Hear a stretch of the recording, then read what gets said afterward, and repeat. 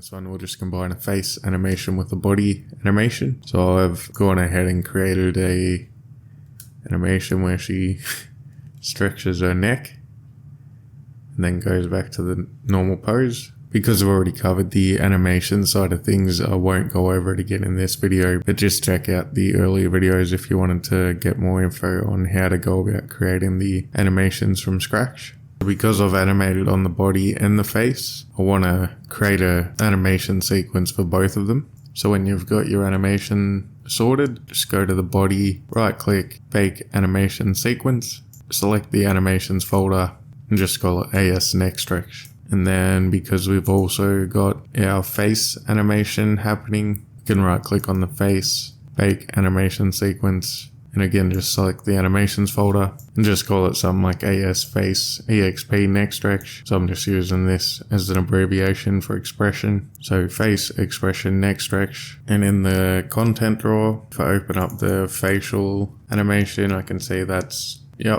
all good. And then the body.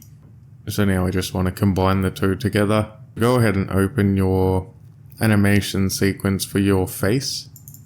Go to additive settings, select mesh space, frame from this animation, and reference frame 0. So you can save that.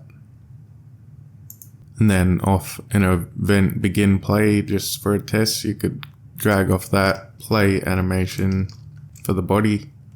Select the next stretch animation sequence, and then you can just play the animation for the face at the same time and select your face animation for your next stretch. We'll set both of these to looping, compile and save that, and then I can see that they're stretching their necks. Cool, so nice and easy one, not really much involved. Just remember to update the additive settings for your face mesh or it'll be all out of place. Cool, so we might work out a way to use that later on, but yeah, there we go, we've created a combined animation.